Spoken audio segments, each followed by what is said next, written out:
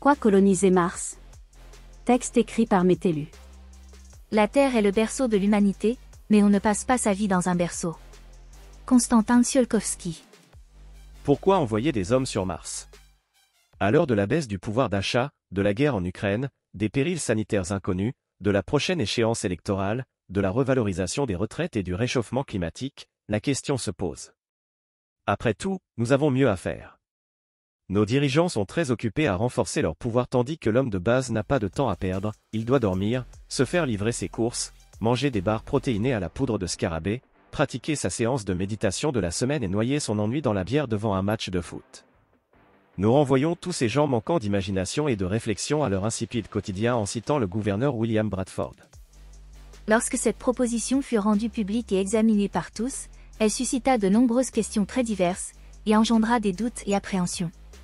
Certains, mus par l'espoir et la raison, s'efforcèrent d'aviver l'intérêt et le courage de leurs compagnons, les incitant à accepter et à mettre en œuvre la proposition. D'autres, par crainte, soulevèrent des objections et tentèrent de les en dissuader, énumérant de nombreux arguments, tous raisonnables et plausibles, parce que c'était un grand projet qui comportait maint dangers et périls inconnus. On leur répondit que toute grande et noble action s'accompagne toujours de grandes difficultés auxquelles il faut faire face avec responsabilité, et dont il faut triompher, avec courage. Gouverneur William Bradford, au sujet de la plantation Plymouth, 1621.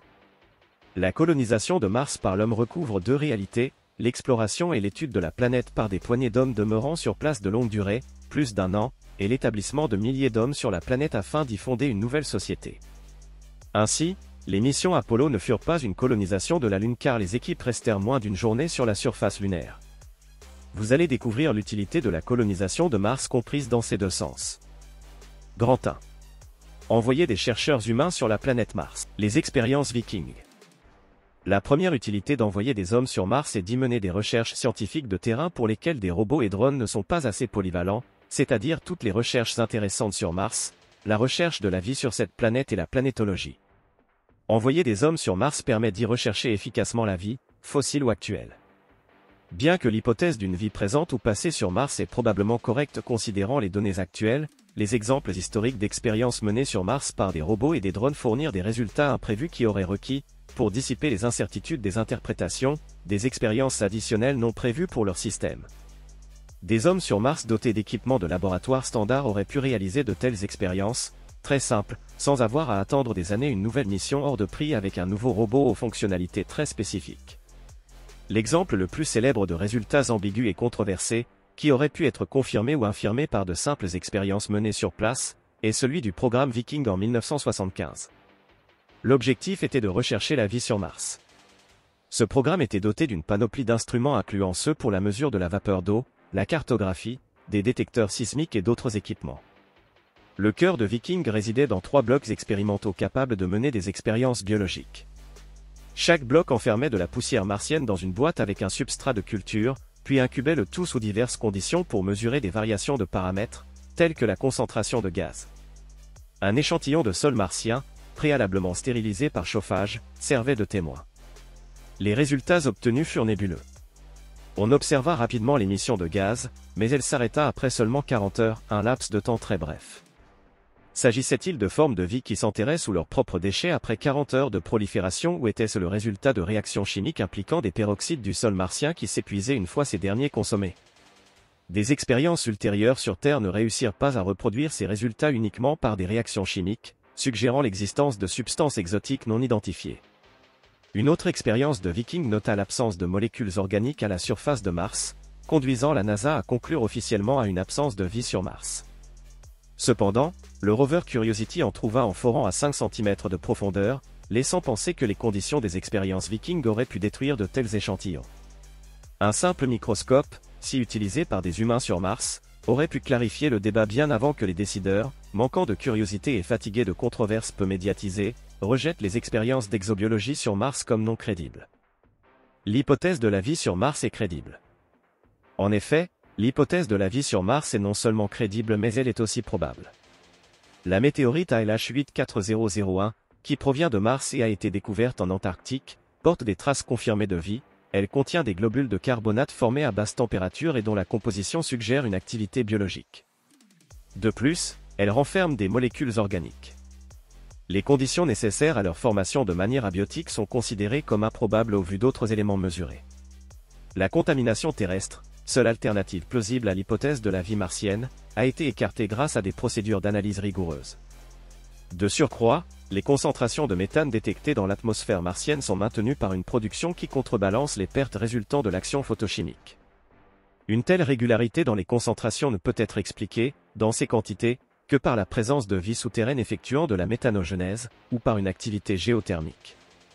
Cependant, l'activité géothermique, telle qu'estimée par les instruments TES et TEMI des orbiteurs Mars Global Surveyor et Mars Odyssey de la NASA via des mesures d'émissions thermiques, est très peu probable pour justifier à elle seule ces émissions de méthane.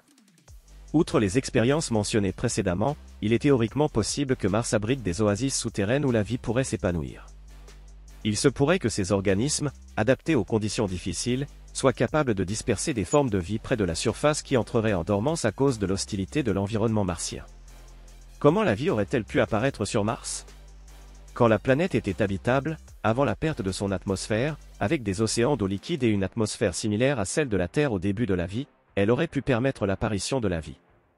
Avec la disparition progressive de l'atmosphère, la surface est devenue de moins en moins habitable, avec une pression de seulement 1 HPa, mais il reste plausible que la vie microbienne ait persisté dans des poches d'eau souterraines, soit par chauffage géothermique, soit dans des eaux extrêmement salées où le point de congélation tombe en dessous de moins 60 degrés Celsius.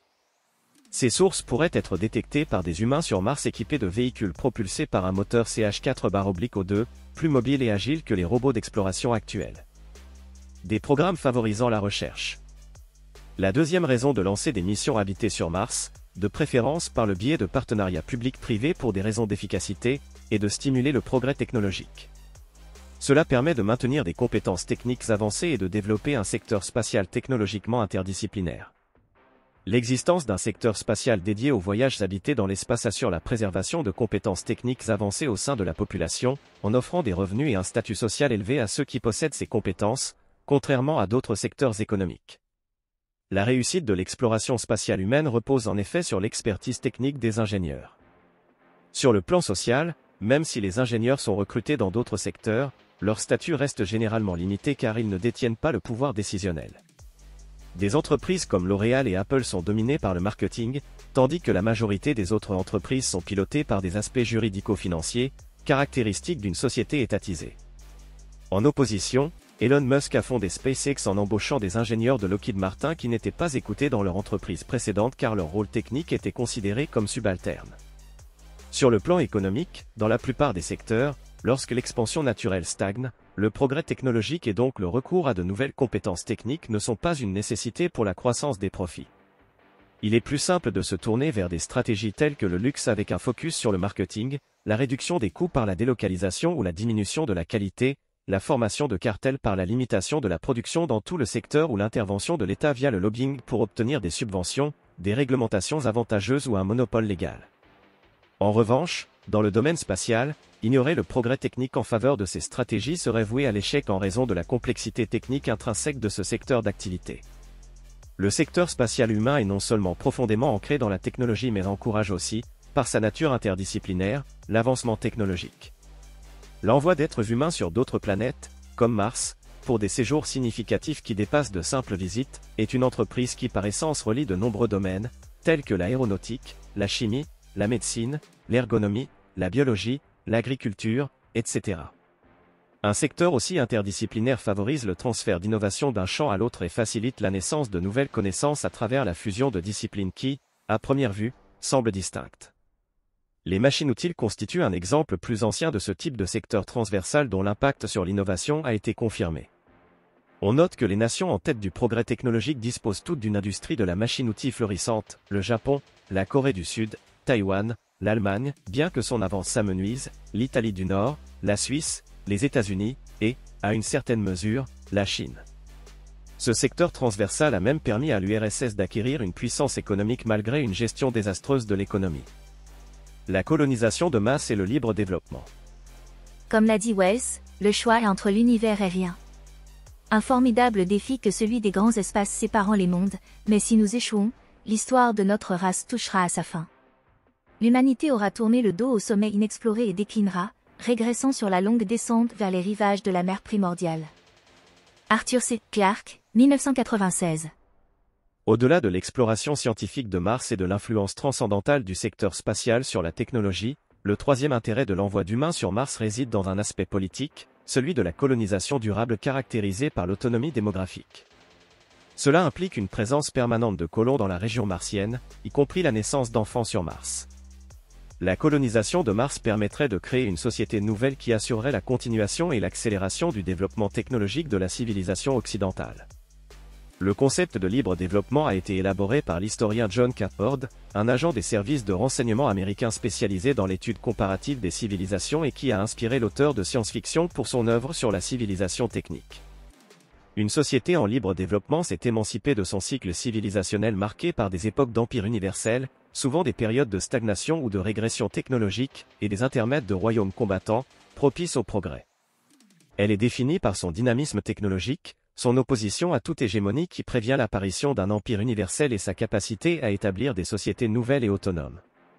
Mars se distingue par deux caractéristiques favorables à cette fin, son éloignement de la Terre, qui protège d'une éventuelle domination universelle, et ses ressources abondantes pour soutenir sa future population. L'éloignement permet une résistance naturelle à l'hégémonie terrestre tandis que l'abondance de ressources, une fois exploitée, peut fonder la puissance économique d'une nouvelle société martienne, à l'image de ce que les États-Unis ont réalisé avec leur exploitation massive de matières premières. Mars, avec son passé volcanique, abrite potentiellement de riches gisements de métaux. Un prochain article examinera les manières de coloniser Mars en présentant des scénarios politiques, économiques et techniquement viables pour son exploration et sa conquête. Cap sur Mars.